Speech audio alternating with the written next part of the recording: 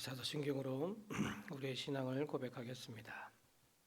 전능하사 천지를 만드신 하나님 아버지를 내가 믿사오며 그 외아들 우리 주 예수 그리스도를 믿사오니 이는 성령으로 잉태하사 동정녀 마리아에게 나시고 본디오 빌라도에게 고난을 받으사 십자가에 못 박혀 죽으시고 장사한 지 사흘 만에 죽은 자 가운데서 다시 살아나시며 하늘에 오르사 전능하신 하나님 우편에 앉아 계시다가 저희로서 산자와 죽은 자를 심판하러 오시리라.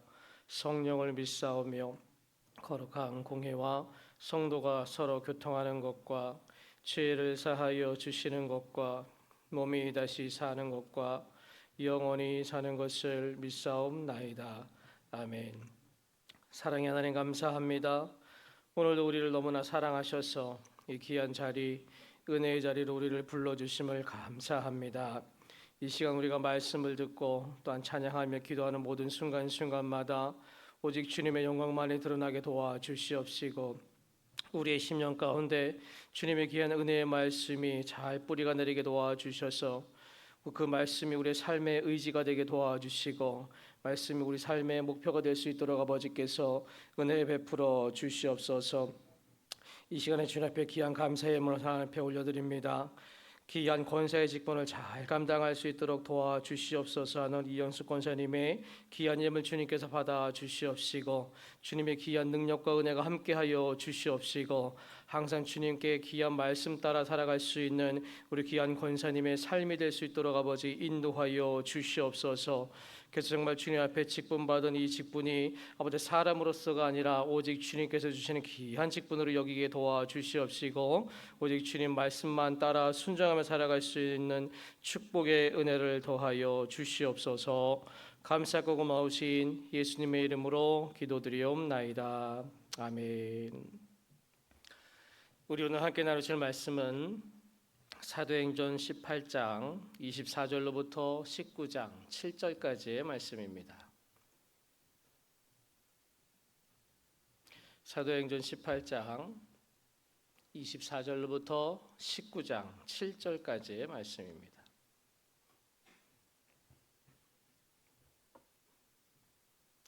사도행전 18장 24절로부터 19장 7절까지의 말씀 우리 한 절씩 교독하시겠습니다. 알렉산드리아에서 난 아볼로라 하는 유대인이 에베소에 이르니 이 사람은 언변이 좋고 성경에 능통한 자라. 그가 일찍이 주의 도를 배워 열심으로 예수에 관한 것을 자세히 말하며 가르치나 요한의 세례만 알따름이라.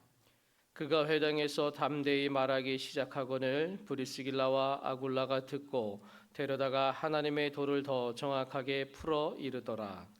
아볼로가 아가야로 건너가자 하므로 형제들이 그를 격려하며 제자들에게 편지를 써 영접하라 하였더니 그가 감에 은혜로 말미암아 믿는 자들에게 많은 유익을 주니 이는 성경으로서 예수는 그리스도라고 증언하여 공중 앞에서 힘있게 유대인의 말을 이기며러라.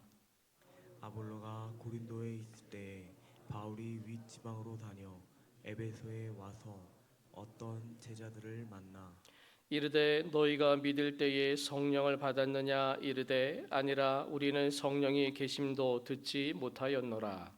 바울이 이르되 그러면 너희가 무슨 세례를 받았느냐 대답하되 요한의 세례니라. 바울이 이르되 요한이 회개의 세례를 베풀며 백성에게 말하되 내 뒤에 오시는 이를 믿으라 하였으니 이는 곧 예수라 하거늘. 그들이 듣고 주 예수의 이름으로 세례를 받으니 바울이 그들에게 안수하매 성령이 그들에게 임하심으로 방언도 하고 예언도 하니 모두 12사람쯤 되니라. 아멘. 할렐루야. 이 새벽에 귀한 말씀 가운데 또한 우리의 심령 가운데 하나님의 귀한 축복하심 있기를 간절히 소원합니다. 사람은 누구와 함께 하느냐에 따라서 삶의 모습이 많이 바뀔 수가 있습니다. 그러다 보니까 우리는 살아가면서 누구를 만나고 누구를 따라가고 그리고 누구와 함께하는 것에 대해서 자연적으로 신경을 쓰면서 살아갈 수밖에 없습니다. 아마 우리 성도님들도 지금까지 살아오면서 누구를 만났느냐에 따라서 지금의 삶에 분명히 영향력이 있었을 것입니다. 어떤 분들은 좋은 친구를 만나서 내 삶이 바뀐 분들도 있을 것이고, 또 어떤 분들은 좋은 스승을 만나서 나쁜 길로 빠지지 않고 좋은 길로 살아왔을 수도 있습니다. 그래도 어떤 분들은 나를 전도해 준 사람이 있었기 때문에 내가 지금 현재 이 자리에 와 있었을 수도 있습니다. 그리고 어떤 분들은 목회자를 잘 만나서 흔들리지 않는 믿음을 지키면서 살아오신 분들도 계실 겁니다. 자, 이 본문에 나오는 바울은요, 삶에 있어서 예수님을 만난 것에 대해서 굉장히 아주 자랑스럽게 여겼던 사람 중에 한 명이었어요. 고린도전서 3장 9절에 보면 우리는 하나님의 동역자들이요 너희는 하나님의 밭이요 하나님의 집이니라 이렇게 말씀합니다. 자, 바울은 스스로가 하나님의 동역자다라고 말을 할 정도로 하나님의 동역자인 것을 숨기지 않고 매우 자랑스러워했던 사람 중에 하나였어요.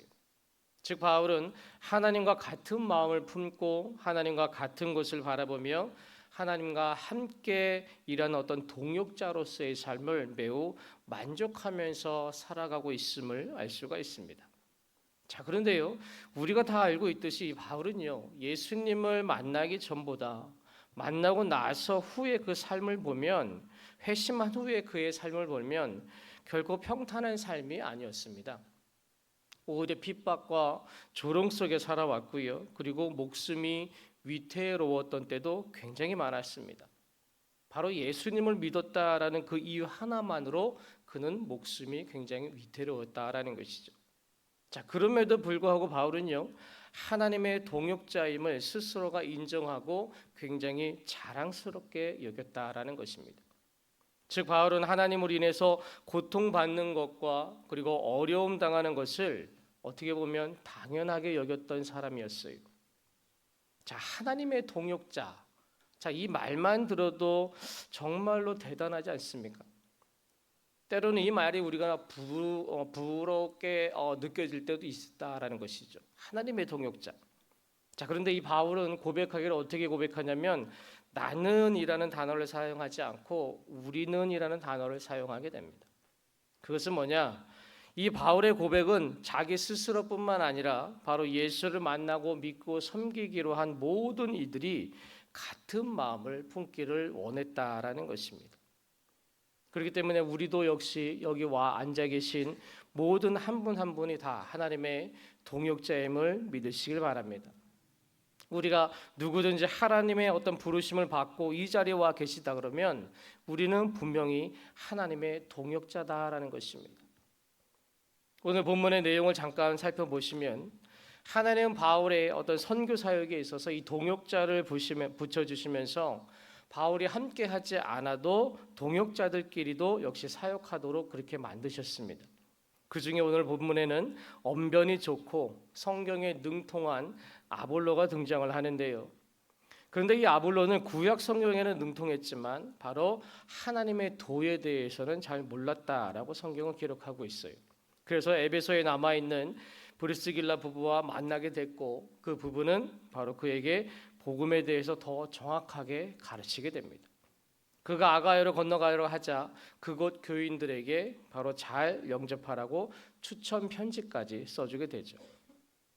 자, 달변가라고 소적이 되었던 이 아볼로는 이 공중 앞에서 유대인들과 변론하면서 그들의 입을 닫게 할 정도로 굉장히 언변이 좋았다라고 말씀합니다. 자, 아볼로가 고린도에서 복음을 전하고 있을 때에 이 바울은요 그때 에베소 지방에서 복음을 전하다가 이제 어떤 제자들을 만나게 됩니다. 즉 하나님의 동역자를 만나게 되죠. 그때 바울은요 그들에게 요한이 베풀어 줬던 어떤 세례만 알고 요한의 뒤에 오는 예수님에 대해서 설명을 하면서 예수님의 이름으로 세례를 주었고 안수기도를 합니다. 그러자 그들에게 성령이 임하였으며 그들은 방언과 예언을 하게 되지요. 자, 그때 세례를 받은 사람은 12사람 정도 되었다라고 성경은 기록을 하고 있어요. 자, 저는 오늘 이 본문의 말씀을 보면서 이 동역자들의 어떤 헌신적이고 겸손한 모습을 볼 수 있다라는 것이죠. 자, 여기서 우리는 우리의 모습을 한번 비춰보셔야 됩니다. 우리도 역시 하나님의 동역자로서 부르심을 받고 그에 합당한 삶을 살기 위해서는 우리가 어떠한 자세를 가져야 하는지를 지금 보여주고 있는 것입니다. 보통 우리는 예수님을 믿고 하나님의 동역자로서 살아가고는 있지만 아직까지 우리가 연약한 부분들이 있다 보니까 우리의 자아가 나타날 때도 있고 우리의 모습이 나타날 때도 있습니다. 근데 그것이 다 하나님을 위해서 일을 하면서도 그러한 모습들이 우리에게서는 나타날 때가 많다라는 것이죠. 그러니까 내 자존심이 더 중요하고 내가 상처받는 것이 더 중요하고 내가 말하는 것이 더 우가 될 수 있기를 바란다라는 것입니다. 자, 그런데 오늘 본문에 나오는 이 동역자들은요 달랐습니다. 자기의 부족함을 먼저 인정하는 자세를 보였고요. 그리고 다른 동역자의 가르침을 선뜻 받아들이는 그런 모습을 보입니다. 오직 복음을 전하는 하나의 목적으로 서로 화합하는 모습을 볼 수가 있다라는 것이죠. 자, 서두에 말씀을 드렸듯이 바울은 우리 모두가 다 하나님의 동역자임을 강조하고 있습니다. 자, 우리가 하나님의 동역자라 칭함을 받을 수 있는 그 자체만으로도 우리는 감사가 넘쳐야 될 줄로 믿습니다. 전능하신 하나님께서 나약하고 부족한 우리를 동역자로 삼아 주신 것은 온전히 바로 주님의 은혜인 줄로 믿습니다. 우리가 결코 믿음의 훌륭해서 우리의 기도가 능력이 있어서 남들보다 내가 더 나아서 동역자로 삼아 주신 것이 아닙니다. 바로 온전히 주님께서 우리를 사랑하시기 때문에 우리를 부족한 가운데서도 역시 우리를 동역자로 삼아 주셨다라는 사실을 우리는 결코 잊어서는 안 된다라는 것이에요. 하나님께서는 혼자서 무엇이든지 할 수 있는 전능하신 분이십니다. 어느 누구에도 도움도 필요 없이 얼마든지 모든 일을 행할 수 있는 분이셔요. 하나님의 그 지혜와 능력으로 못하시는 것이 없으신 분이시다라는 것이에요. 그럼에도 불구하고 하나님께서는요 혼자 일을 하시지 아니하시고 우리를 동역자로 보시고 바로 하나님의 사역을 이루어 가기를 원하고 계신다라는 사실입니다. 바로 우리를 사용하시는 것을 기뻐하신다라는 것이에요. 자, 그렇기 때문에 우리는요 하나님을 예배하고 찬양하고 기도하고 내 생활의 모든 삶 속에서 나의 모습이 나타나서는 안 된다라는 것입니다. 나의 자아가 드러나서는 안 된다라는 것이에요. 나의 모든 것이 바로 주님의 은혜로 말미암아 이루어져 가고 있음을 우리는 항상 인식하고 행동하는 자세가 필요하다라는 것입니다. 자, 그렇다면 우리가 동역자가 정말 되기 위해서 하나님의 신실한 동역자가 되기 위해서 우리에게 필요한 것이 있습니다. 자, 오늘은 중요한 것 한 가지만 알고 가시면 좋겠습니다. 자, 서두에 말씀을 드렸던 이 바울의 고백 중에 고린도전서 3장 9절의 말씀 중에 우리는 하나님의 동역자들이요 너희는 하나님의 밭이요 그리고 마지막에 뭐라고 말씀을 하시냐면 우리는 하나님의 집이라라고 말씀을 하고 있습니다. 자, 여기서 사용된 하나님의 집이다라는 뜻은 바로 교회 성전을 뜻하는 말씀이에요. 즉 하나님의 동역자가 되기 위해서는 나는 하나님의 교회이고 성전임을 꼭 기억해야 한다라는 것입니다. 자, 우리 성도님들은 교회하면 어떠한 단어가 연상이 되시나요?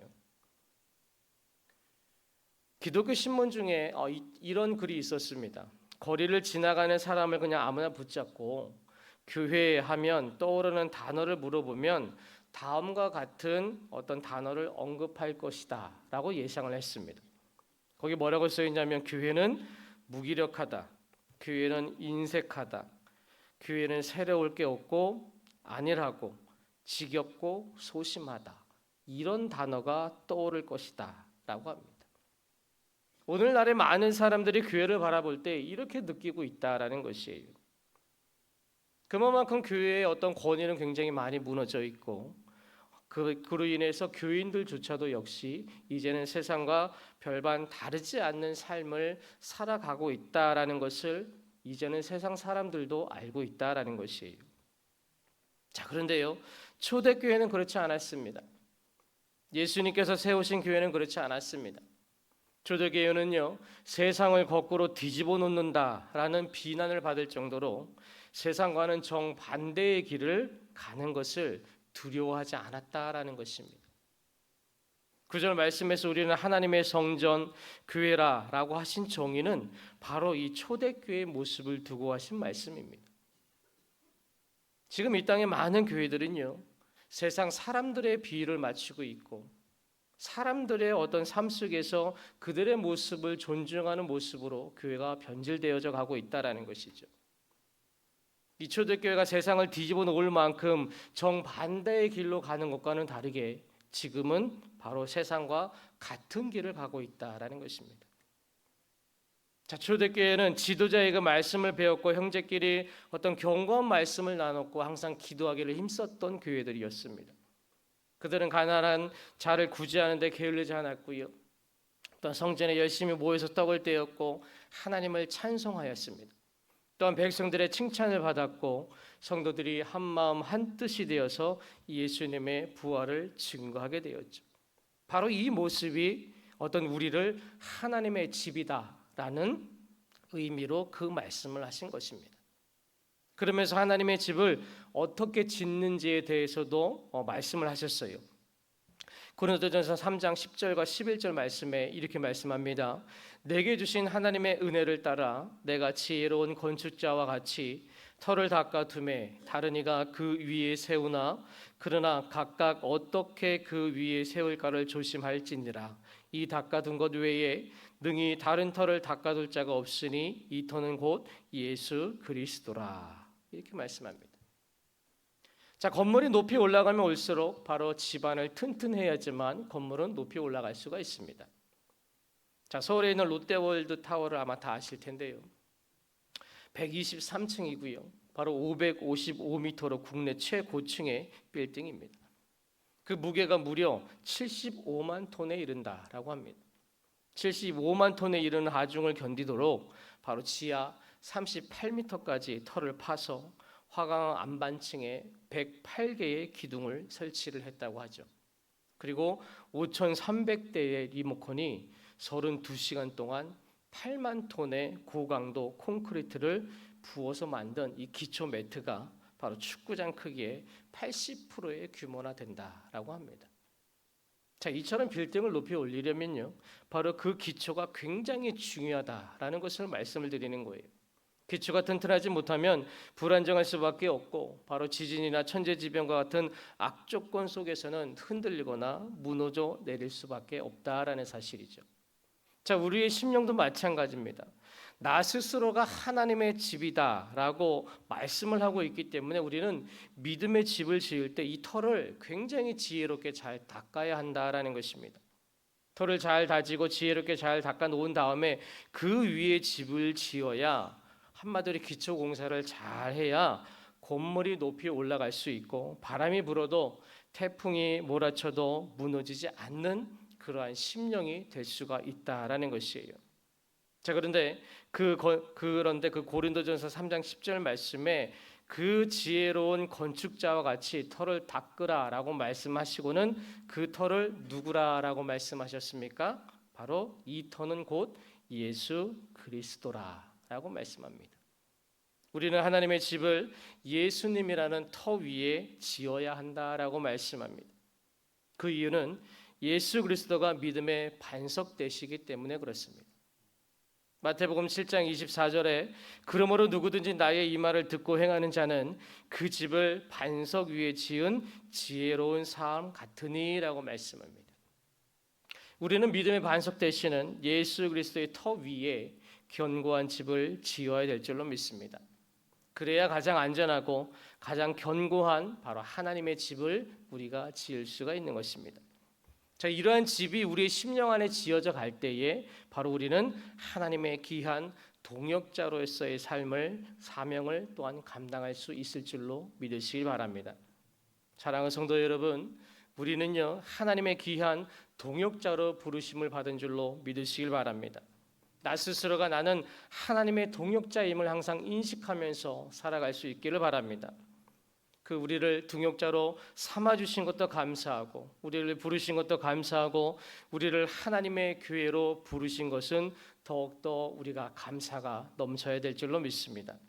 자, 우리가 하나님의 은혜에 보답할 수 있는 그 길은 무엇이냐? 우리는 동역자로서의 삶을, 걸맞는 삶을 살아가는 것이 우리가 하나님의 은혜에 보답하는 것입니다.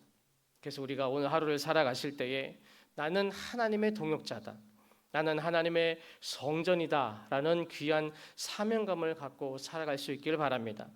그래서 초대교회가 그랬던 것처럼 우리도 세상을 뒤집어 놓을 수 있을 만한 그런 믿음으로 세상을 향해서 나가면서, 세상을 향하여 예수 그리스도를 전하면서 세상이 가는 길이 아니라 오직 하나님의 도를 지키면서 살아갈 수 있는 우리 모두가 될 수 있기를 간절히 소원합니다.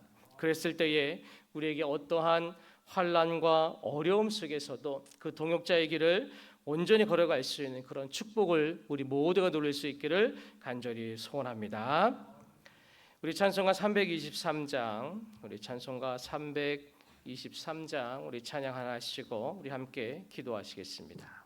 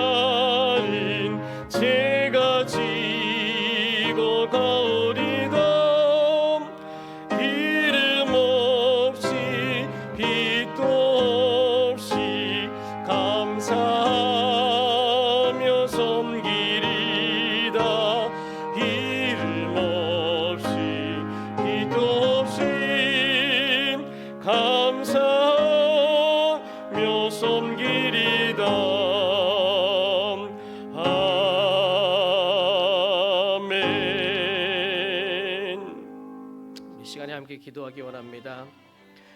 하나님께서는 우리를 귀한 동역자로 삼아주시고 또한 동역자로의 삶을 살아가기를 이 시간도 원하고 계시는 줄로 믿습니다.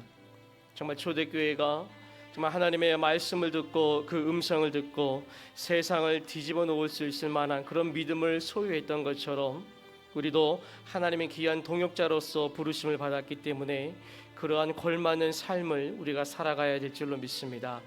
하나님, 오늘 우리가 하나님을 섬기면서 세상을 살아갈 때에 나는 하나님의 동역자임을 우리가 꼭 기억하게 도와주시옵시고 내 심령은 온전히 하나님의 성전임을 꼭 기억하게 도와주셔서 귀한 사명감을 갖고 오늘 하루를 온전히 살아갈 때에 주님, 어려움 속에서도 이 동역자의 길을 절대로 포기하지 아니하고 끝까지 걸어갈 수 있는 그러한 우리 모두가 될 수 있도록 주님 도와주시옵시고 힘을 허락하여 주시고 능력을 허락하여 주시옵소서.